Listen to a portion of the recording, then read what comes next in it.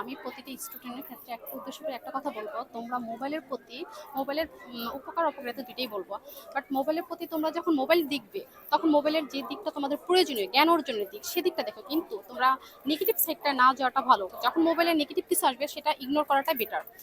আর মোবাইলে অনেক কিছু শেখার আছে, শিখার নেই সেটা ভুল, অনেক কিছু শেখার আছে, কিন্তু শেখার মতো জিনিসই শেখাটা উত্তম। যেমন মোবাইলে তুমি অ্যাক্টিভিটি জিনিস অনেক কাজ আছে, তারপরে তোমাদের অনেকে ল্যাঙ্গুয়েজ জানতে পারে না, মোবাইলে তারা ল্যাঙ্গুয়েজের ইয়াটা করতে পারে।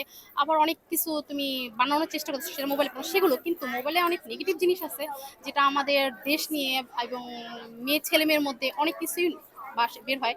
সেগুলো থেকে দূরে থাকাটা আমার মতে অনেক উত্তম। আর বইয়ের ভিতরে অনেক পড়া আছে, বইয়ের ভিতরে পড়া থাকলেও মোবাইলের মধ্যে অনেক পড়া আছে যেটা অনেক কিছু বইয়ের মধ্যে থাকে না, মোবাইলের মধ্যে থাকে। তো সেটা মোবাইলে থেকে বের করতে হলে আমরা নেগেটিভ জিনিসটা থেকে দূরে থেকে আমরা পজিটিভ জিনিসটা কাছে নিয়ে আমরা মোবাইল থেকে সেটা বের করে আমরা পড়বো। ম্যাডাম, বাবা মায়েদের উদ্দেশ্যে বলেন যে মোবাইলটা যেন তাদের কাছে না দেয়। প্রতিটা বাবা মাকে রিকোয়েস্ট করবে, যখন তার সন্তান মোবাইল চাবে সে কিসের জন্য চাচ্ছে, কেন চাচ্ছে, কোন টপিকসের জন্য চাচ্ছে, সেটা একজন শিক্ষিত গার্ডিয়ানের উচিত সেটা নিজে বের করে সন্তানের হাতে দিয়ে, এবং যতক্ষণ না তার সন্তান ওটা শেষ করতেছে সেই স্টিল ওখানে দাঁড়িয়ে থেকে তার সন্তানে কি দেখতেছে কি শিখতেছে সেটা দেখে তারপর তার হাত থেকে মোবাইলটা নিয়ে নেওয়া। ধন্যবাদ।